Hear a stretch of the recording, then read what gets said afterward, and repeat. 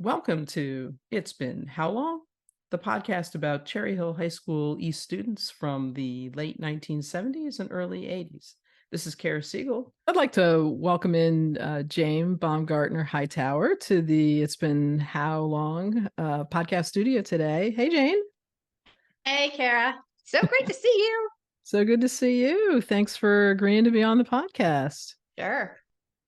So here we are, 40 years, 43 years post our graduation. That's And amazing. so what are you up to these days? Well, gosh, that's such a funny question. So many different things, but not a lot at the same time.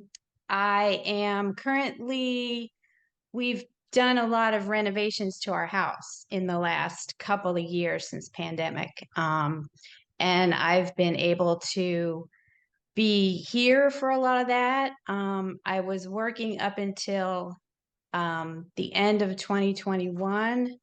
The previous 5 years, I was an admin for a small financial company, and left that job in December 2021, and then we went kind of in earnest in fixing up our house. But that's been great. It was a long time coming. And I have worked for a friend of mine who owns a sports photography company. She photographs like little kids sports teams, Wow. and I have been helping her for, oh gosh, at least 15 years. So does she do And those uh send home those ones that we had where you're like in an oval and then you have your team in the yeah, the, she the goes out to block? the field and takes their photos, and I don't know how she does it. She has patience that I don't have. And I would help her with front desk, and I did that for several years. I really don't do that part much anymore, but I do like all her order processing and handle the money. So I continue to do that, and that's seasonal. So I'm very busy in the spring and in the fall, and we just had a big rush. But I like that because I can do that at home. Um, and I've been doing a lot of DIY stuff, as like I said, the renovations, and I have been working in earnest on like painting and flipping furniture. So Okay. yeah, So do my you garage is full of stuff. Okay. So Karen Higgins Camarado, whose episode's going to go live here soon in the next couple weeks or so. Yeah, She also does some of that. Have you he been in does. touch with her or... Yeah, we got to see each other a couple of times in the last couple of years. And we talk about that, and I always mention something to her behind the scenes, like in a message or something. And she does great stuff, and it's fun. I mean, it's addictive to take like something that's in somebody's trash or a thrift store and give it new life. So Oh, that's great. That's great. So do you do things for fun, or is that your fun? Other activities? that's kind of my fun. If it So you doesn't haven't been sound, bitten by the pickleball craze? no, but some people are trying to get me to do that. Ah, So I might. I don't know. We have courts in our neighborhood here. We have a clubhouse and a pool up there, and the neighborhood started one up a couple summers ago. I have not joined that. I used to. Gosh, it's been a long time, but I used to be a runner. yeah. Don't do that anymore. My knees can't handle it. I do like to try to get out and take walks and things like that. Well, So, that's great. I just general DIY hobbies is really the stuff. And I love to thrift. I love to go thrifting. Okay. It's not everybody's thing, but that's what I like to do. That's great. Um, Back in East, what kind of activities did you partake in? I did a little bit of sports. I wasn't that athletic, but I thought I'd try. My dad was always like, "You need to go out for some team. You need to go out," because he was a big baseball coach, and my brothers, always play baseball and soccer and other things like that. But do you remember when we were freshmen, we had those ninth grade teams that you could join? Um, and you didn't get cut. Right. They just had these huge teams. We had one for girls field hockey, girls lacrosse, and I did those Oh, okay. too, because I always liked those in middle school. But actually, no, I dial that back. I never played lacrosse until then, but field hockey was always kind of fun. But I was just like, I have no stamina. I couldn't take the running. It was like the worst. But on those teams, you join the team and they you didn't get cut. That was the beauty of it. And I'm sure they don't have that anymore. But those were fun. I wasn't really good at either one of them. And in lacrosse, on one game, I think we were playing Morristown, and I was in the game, and I got. Did you play these? Did you play So any of those? I played tennis and softball. So those Okay, were instead of field hockey and lacrosse. Yeah. because for some reason I thought maybe you had been on one of those two teams. I can't remember. No. I know you were kind of sporty, but I couldn't really remember what sports you were on. But in one lacrosse game, I got smacked in the face by uh, one girl's her Oh yeah. stick. And I was like dazed. And then the coach sent me to the sideline where um, my nose started bleeding profusely. Actually, no, I was in the game and it started Oh, bleeding. I was like, reached down. I was like, oh, what is this? So that was the end of my lacrosse. did they say rub some dirt on it and get back in there? No, you know what they had? They had the popsicles for us for the end of the game. Yeah. So they gave me a bunch of those to put up there. And the coach drove me home and had to explain to my mother what was going on. And so that was embarrassing. And that was the end of my End of your lacrosse lacrosse career. Okay. career. That was it. East didn't want me to play any other sports. So that was a long-winded story. But then I did marching band. I was in the Yeah. band front, and Now, that for freshman year, I did band, so that may be. okay. I I played band. I didn't join until sophomore year. I had a tryout. It was funny because again with the lacrosse, the coaches were saying, now I think they asked everybody, do you think you're going to try out again next year? And I'm not really sure why they even asked me, because they were like hoping, God, I hope she doesn't. Um, but I said, no, I'm trying out for the band front, because you had to practice this routine that they gave you. Like, okay, you're going to try out and you're going to do this little routine. You try out in front of like Mr. Grasso and the current captain of the squad. So I told the coach, no, I'm doing this marching band thing. Oh, okay, good. So I was like, good, because we didn't really want you to join the team. But no, so I joined band front, and that was fun. That's so much work, band. You did that. And I was also, so that was sophomore through senior year. Oh, And then I also we had, I don't know if many people remember, but we had an arts literary publication that came out. yeah. It was called Demogorgon, Yeah. Yeah. which on this day and age, it's a different meaning from Stranger Things. But yeah, we had once a year it came out, and um, I think Louise Marino was in charge of that, who was, gosh, she was just a lovely person. She was a great teacher. I didn't get anything published in there, but we helped put it together.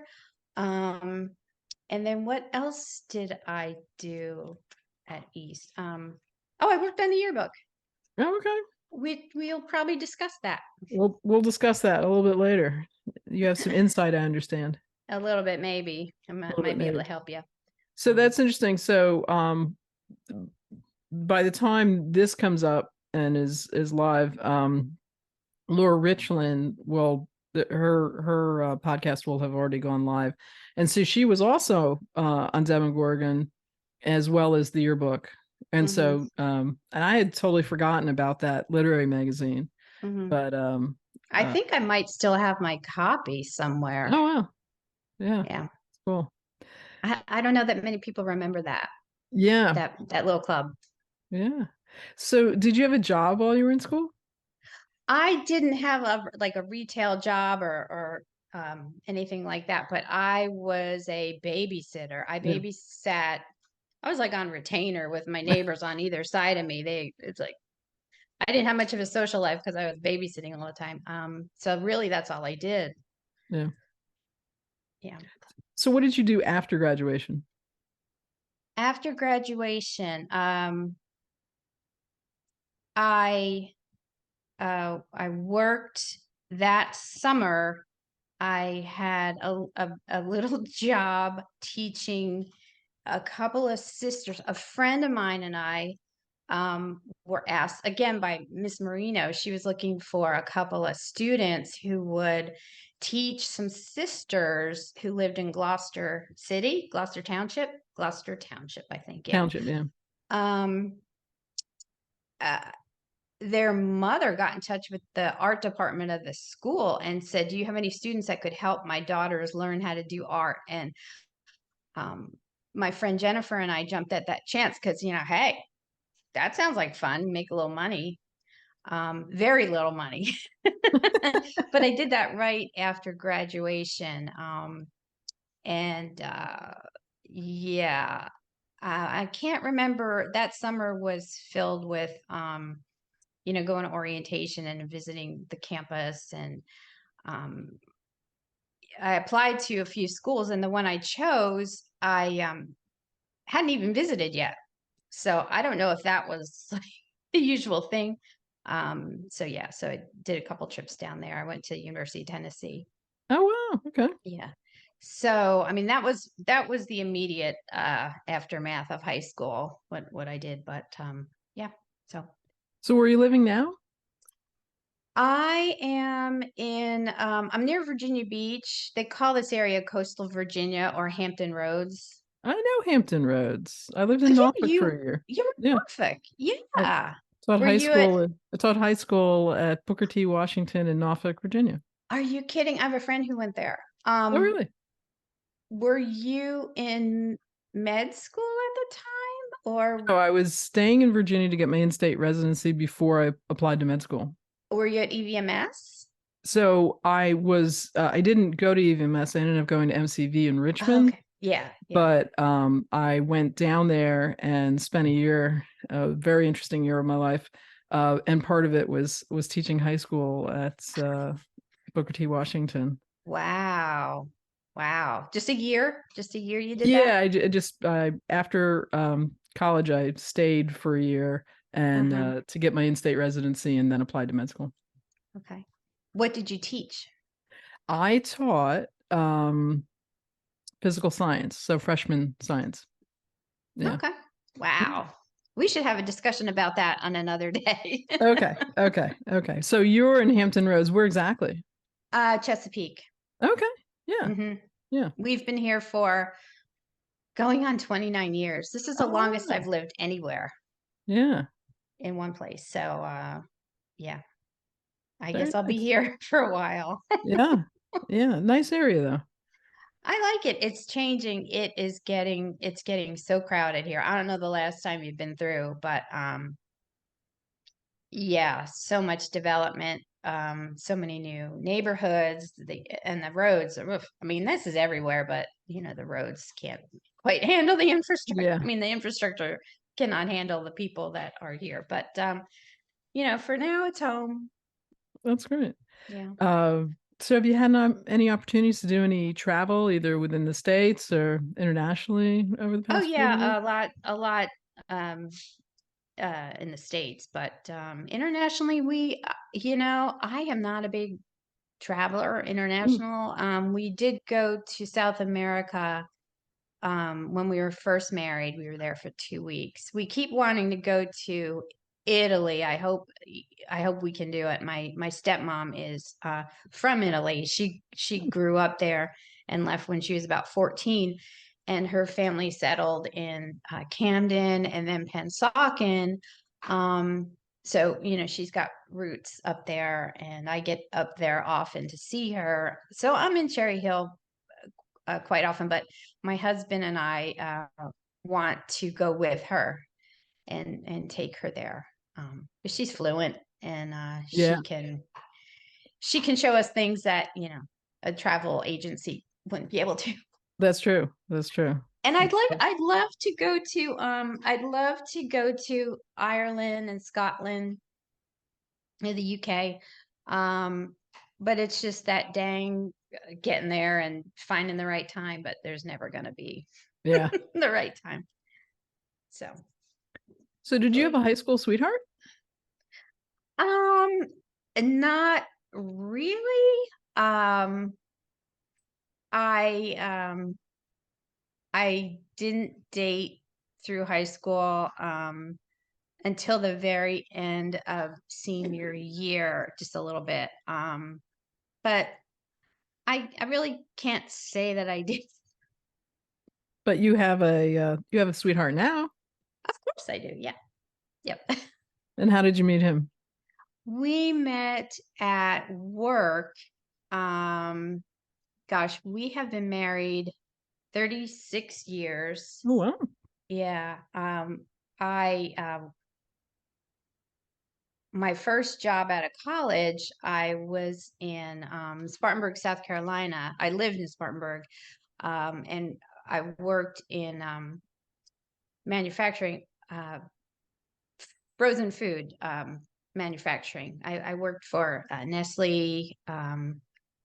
It was actually Stouffer Frozen Foods, Lean Mhm. Cuisine and pizza, French bread pizzas, all that.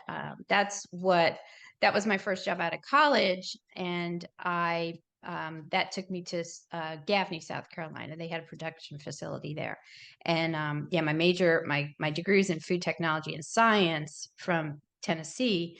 And I was the first of my siblings to graduate with a job offer, which was great. So I was there, and I lived there for 4.5 years, where I met my husband. He was an engineer, and I was a food technologist. And we were friends for a while, maybe a couple of years, year and a half. We both had been in other relationships, and then we weren't. And then we got together. We were friends, like I said, we were friends for a long time, and we got together there, and we got married. We still live in South Carolina. Um, and Then about a year later, the company was growing, and they built a new facility in Springville, Utah.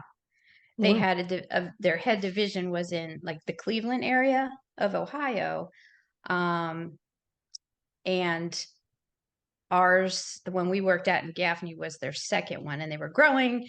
They needed people to fill the Springville, Utah plant, and they needed, first and foremost, they needed an engineer doing what he did exactly. And we went out there to look around, and he had his interview, and they said, okay, well, we also need a food technologist. We weren't going to make it we weren't going to, we were keeping it under wraps, that we were like looking at you too. So when they sent us both out there, I was interviewed as well, and they offered us both something. So they really needed people. And we moved out there thinking that it would be like a 4-year stint, but it turned into about 7.5 years. Oh wow. We lived in the Provo Orem area of Utah. And it was just culturally very, very different than what we were used to, but we were working all the time. And, manufacturing, what we were doing, it was like 24 hours and a day. And sometimes he'd have to go in the wee hours during third shift, and sometimes I would. It was just so, it was everywhere. Start times and what shift you needed to be there in order to do your projects or your work or watch something run, or see the packaging in a certain way. So it was all, it wasn't a 9 to 5 job for either one of us, more so for him, but less so for me. So that was hard when children started coming along. But as I said, we were there for 7 years, and then we moved back East Coast. The opportunity came up. We moved back to where we are now in 1995 with 3 children in tow and a dog. And when we went out there, we had none of that. Yeah. So, yeah. Wow. So that's a long story on how I met my husband through work, basically. Yeah. So let me circle back around. What does a food technologist do? Well, interesting. It is a lot of food engineering. It's just like the process of, well, I'll cut to the chase. We would get, say, a recipe for stuffed green peppers. That's something that Stouffer makes. We would get a recipe for that, and we did not make that yet in the plant. So my department would scale up the small recipe that came from their test kitchen, our division, our headquarters, their food technologists.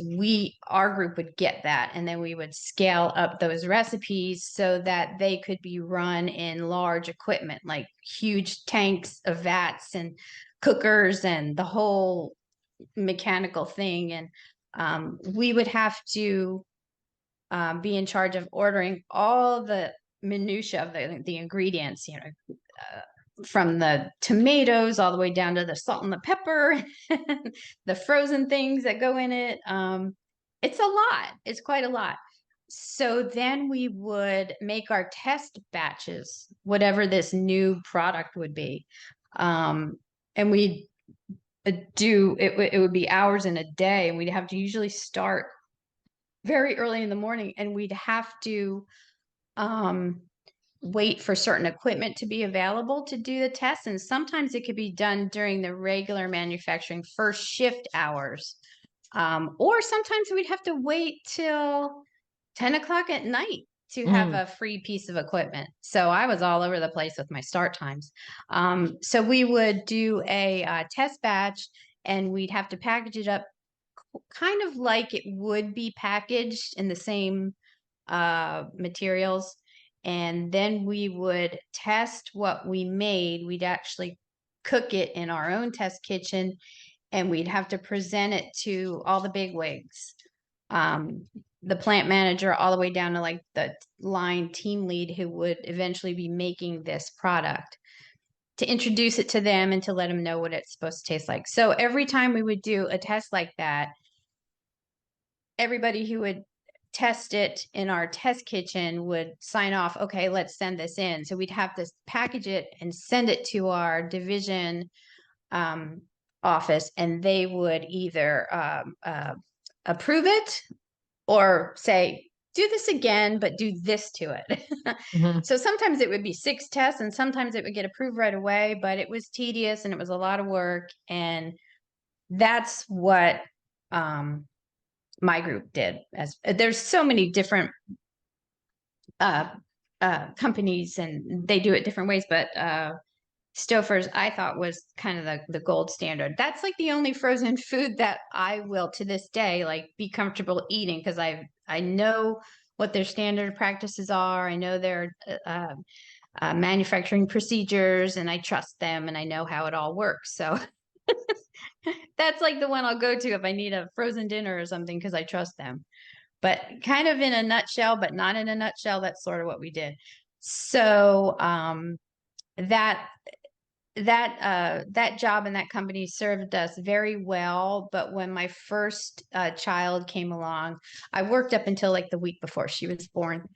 And then the hours just were not conducive to him working, doing his thing, and me working, unless we had a live-in person there. The daycare situation was very different there because I hate to say it, but a lot of women at that time did not work there in that area. So finding daycare was difficult, and it was going to be costly. Yeah. So I'd be working just to make the daycare payment. So Right. I stayed home with the kids. I stayed home with them, and I was always a parent volunteer and did PTA and taught the classes at our church for the kids, and not all the time, but I was available for that, and being room mom, and the carpool driver. I just kept busy doing all that, making sure the kids were Well, that's great. where they were supposed to be. So yeah. So with all that you did in food technology, did you like to come home and cook? No. Nope, I still don't. Don't. Do you still have friends from East that you're in touch with? Yeah, a lot. I mean, Facebook has helped, obviously. Quite a few. It's great. More friends from high school than college, I have to be honest, which is fine. Lynn Rodebush and Laura Groom, they're good friends. Diane Guittardi, some people from the grade below us. Yeah. Some people who are not on social media at all. From our class? Yeah. Like John Hartman, who is now a grandpa. Yeah. And Tim Udishes is a real good friend of mine. And he's good friends with my brother and my husband, and just we keep in touch all the time. And I go up and see him in the summer, and he's been there for a lot of major life events, good and bad. So and it's funny because we really weren't friends in high school until, say, senior year. And the people I keep up with on Facebook, who I kind of connected with because of Facebook, like Rob Thurston. And I'm finding that a lot with a lot of folks. Yeah. So you get to share a lot things a lot easier, of course. And people I didn't know, like Eric, and let's see, I seem to have always known Alan Feldman. Eddie and I were friends seen at the end of senior year. He thinks senior year, but I said I don't think we were friends until after that, because we had a group of friends that we hung out with in the summers between years of college. And I worked at when I was home for summer break through college. I worked as a like an intern clerk at Pico Energy in Philly, and each year I worked in a different department there. So that was a kind of cool opportunity to work in a real world situation, and not just like retail or scooping ice cream, which are fine jobs and teach you a lot. But it was neat to see how the adults were doing things, and kind of acting like children sometimes. But I digress. So I was in Cherry Hill during the summers, and we would run around. And I think Eddie talked about the group. We used to play a lot of tennis. Not that we were good, but we would have to go around finding courts to play on, and sometimes we'd get chased off, and sometimes we'd wait our turn at like Johnson School or Beck. Played a lot of tennis there. A few times we'd get chased off some like neighborhood tennis court where we didn't belong at all. But so those are fun times, and usually followed up by ice cream at Cowtail Bar. Or pizza somewhere. Those were always good times. But I do keep up with a lot of people from East. I call them kids. We were once kids. Anybody that you were tight with that you lost track of? Um, I think a lot of the people I was close with, I pretty much have gotten back in touch with, but I'm not sure where he went. He may be in South Jersey area. But I always wondered where Greg Goss went. Do you remember Oh, Greg Goss? yeah, I remember him. Yeah. He was funny as heck, and he just was just a fun guy to be around. He cracked me up all the time, and Well, he came to maybe. my house. Oh, okay. He came to my house. I think it was I don't know what year, home from college, some holiday, and a bunch of people came to my house. We were having like some kind of spontaneous get together, and he was there, and it was snowing out, and he made my mother laugh, which made me, like, oh my gosh, this guy can make my mom laugh. He like did something just entirely insane, like went outside with his shirt off and bare chested and ran to his car, just like some dopey thing. But he was always such a laugh. So if you're out there, Greg, hey. Well, I was able to get in touch with someone that I lost touch with, Dina Lair, Oh through yeah, I Eric remember her. through Eric Muller's investigative skills, and then How about that? through Robin, Garland Bear was able to get connected with Connie Rocco through, Yeah. I think, Karen Higgins, Okay. Camarado, got them in touch. So who knows? We'll Maybe get some people on the case. we'll get some people on the case for sure. But you mentioned Dina Lair. Yeah, Um, yeah. and it came in my head. You might need to edit this out. I don't know. She was in the class we had together for geometry. She was in the class. Um, she sat on the other side of the room. We had auto crop for geometry Um, sophomore year, and that was quite the thing. Ooh.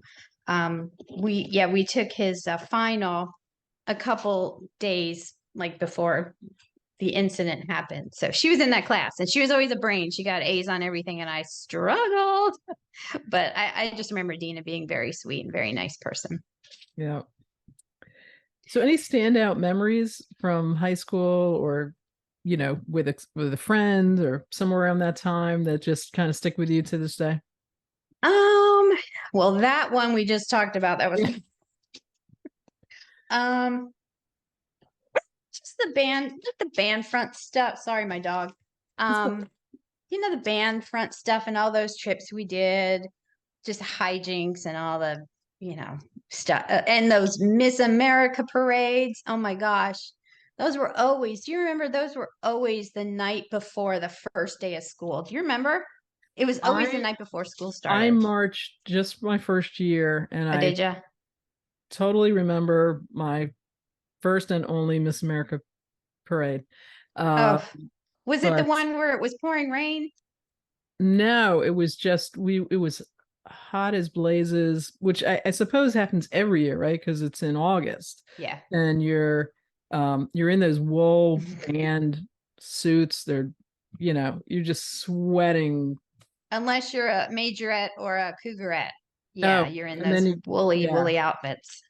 yeah, good point. Yeah, no, we were in those uniforms. So yes, I remember it What a well. time. Yeah. Yeah. Well, and all the football games. It was great that we could go to all those as, Mhm. band front people because those were great. I mean, win or lose, those were always so much fun and halftime shows and um in the fall. And then wintertime we'd go to a lot of the basketball games. That was fun. And then one thing I forgot was you asked me at the top of the chat. I was also a track manager my senior year.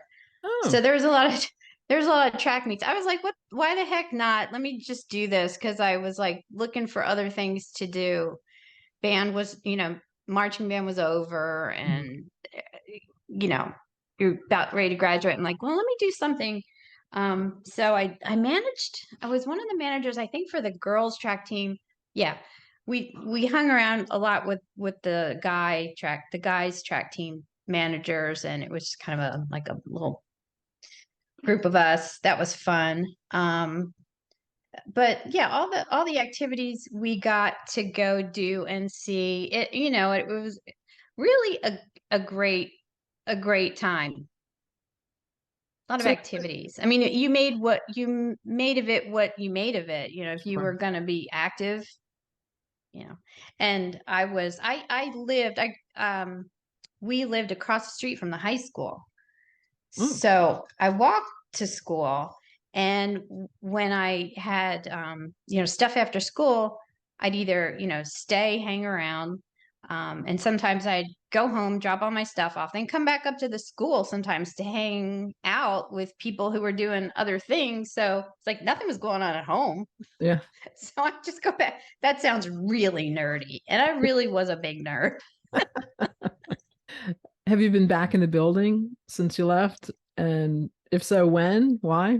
Yeah, I went back a time or two when I was still in college Hmm. because I would go and visit some of my art teachers because that's kind of what I thought I'd go to college for was art or graphic art because it's just like in my DNA. My dad was in advertising. My sister, she was a graphic artist. My grandmother painted, my mother painted, so I just got that in me. So I had a lot of art classes there, and befriended a few of the art teachers, and I'd go up and visit them like on breaks from school. But I only did that a couple of times, like maybe my freshman and sophomore year. Mm. But I did go up to the school. Um, my oldest daughter was 3, so this is 1993. I went up there with her, of course, visiting my dad, who still lived in the neighborhood across from the school, so it was like right there. Um, Went up there, and it was summertime, so nothing was going on really, but there were people in the office, and I asked uh, the woman, I took my daughter in there.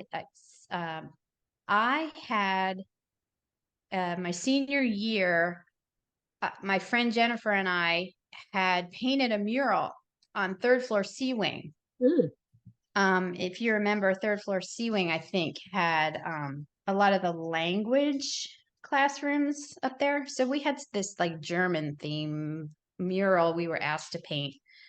And I just want to see if it was still there. Because you remember the main hallways had all those beautiful murals painted up near the top by previous, students from previous classes. And I think a lot of them might still be there. But so I went up to third floor C Wing with my little daughter in tow. And it was kind of funny because it was so quiet and nobody was in the hallways and everything looked the same. My mural wasn't there Oh, anymore. Kind of didn't think it would be. Um, so I was in there then. Um, and I thought, I guess I was not as far removed from high school then, and it still looked exactly the same. I know yeah. some people go in there and feel like it's smaller, like Yeah. they remember it being larger. Um, so also I didn't go inside. So fast forward, my son was, I think 8 years old, and my dad, uh, living there, was always aware that the Phillies held an academy, like a little kids baseball academy every summer. Oh, nice. And my son was inclined, he was athletically inclined when he was, well, he still is, but baseball was his thing. Baseball is just our family thing. We're huge Philly fans. So he did that little Phillies academy up there. I think it was a week. So I stayed there with him. We lived here in Virginia at the time. So I'd have to pick him up at the end of the day. And the carpool lane was, you went around the back of the Hmm. school, and you wound up at the fields on the side of the gymnasium Hmm. where we used to practice Yeah. marching band. Yeah. That's where yeah. So I go to pick him up the first day, maybe the second day, and I realized that the coach who was getting the kids into their cars was Coach Martin Oh, from the boys baseball team. I was like, yeah. "Oh my gosh, that's Mr. Martin." And so the next day when I picked him up, I was like, "Coach Martin?" He's like, "Yeah." Like, I think he thought I was gonna have a grievance or something. I was like, "Well, I remember you. I went here." And he's like, "Oh yeah? What class were you in?" I said, "Class of '80." He's like, "Oh yeah, that was a great year." Yeah, right. I'm sure. I'm sure you thought. So that was kind of funny. And I chatted with him for a little bit, and he was telling me all the teachers that had at that point, that was Yeah. probably 2000 or Wow. 2001, um, who were still there at that time. But it was just kind of funny. So that was another time I was there, Wow. but not since then. Okay. So we're back in 1980. We've just graduated, and you're looking out 40 years into the future. Is this where you saw yourself? Yeah, kind of. I was hoping I would, have a life the way I'm living it now. We have a great family. I've got three great kids. My husband and I have been together all these years. He's like the best guy ever. But I think I I did not anticipate the way I would get here. Mm-hmm. Specifically my years out west. I would never, if you told me I would be living in Utah for as long as I did, and working doing the job I was doing, I'd be like, no, no, no, no, no, no. So yes and no. Yes Okay. and no. But Okay. it's all If good. you could have designed a dream job, at some point, what would that look like? A dream job. Mm. It's just one, if you go into food technology, or have that as a degree, is there something that, you said, oh, this is why I'm going into here because this is what I want to do? Well, it's funny. I really didn't want to do that. Oh, okay. I just thought I need to do something where I could, you know, get a salary, make money, have a house, have a life, Okay. have at the time, have a reliable car, do the thing. You're so young. So that's kind of what I chased as a person in college. I just thought this sounds like stability. Yeah. And that wasn't my dream. Okay. Um, but if you ask me now, like my dream thing right now would be if I had my own workshop, um, room to keep stuff, Yeah. room to keep all my equipment and my supplies and my paint, and I would do a business and just make stuff and crank it out and sell it, and or help people with their own thing, their own DIY stuff. And also, this is crazy, but I always had a low key idea to run this is going to be nuts, to run a laundromat with a coffee shop attached. Or Perfect. at one A point I bar. thought, yeah, but you wanted the people to leave after a while. Yeah, that's true. That's true. You don't want a bunch of barflies hanging around your business. Fluff and fold and get the heck out. Yeah. But There was yeah, a place that I went to in med school called, I think it was roughly Suds and Duds. So yeah, that sounds great. I so would hang out there was a there. bar. It was a bar attached to the the I mean, doesn't it laundromat. make sense? Doesn't it make sense? Yeah, you Um, throw your laundry in, you go watch a game. You yeah, well, and when my kid was coming up through baseball, I thought, why not have a batting cage attached to a laundromat so you could like get some stuff done while you wait for your kid. But anyway, those are just crazy, far flung ideas. you never know. So, best piece of advice you would give your 18-year-old self, or maybe you gave your 18-year-old kids. Um, a piece of advice that my older sister gave me back then that I kind of adhered to, and maybe why I was so um quiet and behind the scenes a little bit. I was like hiding behind a door all those years in school. But she was, and this high school she went to, where we lived in North Jersey, was a lot rougher than Mm. mine. And she would say, "Keep your nose clean." That's Oh, what she would say. "Keep your nose clean," and like stay out of the fray, stay out of like the trouble. Um, but I think I would say, and my husband has a saying that my kids love, and my daughter even has it tattooed on her arm: pay attention to the world around you. mm. I think that's excellent advice. It is. Also, It is. um, I would say, don't be so afraid to take a chance or to make a move or to take a risk. Yeah, Just, yeah. If you think you want to go for it, go for it. agreed. So, did you enjoy high school? I did. I did. I know a lot of people didn't. Mm. And I don't discount that some people had it rough, but I got through unscathed.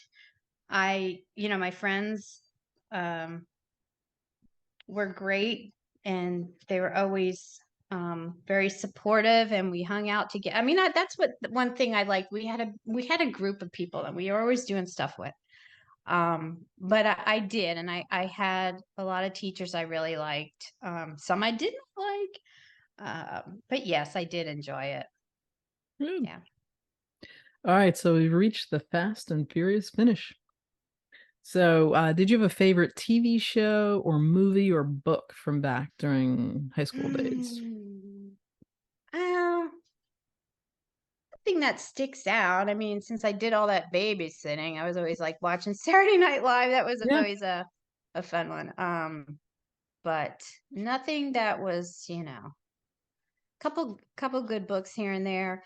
And that was one thing. Some of the English teachers at East that I had really um, uh, opened my eyes to a few different authors and Mhm. such. So that was like Eugene O'Neill and Steinbeck and Harper Lee, of course. We had To Kill a Mockingbird and Hemingway and yeah.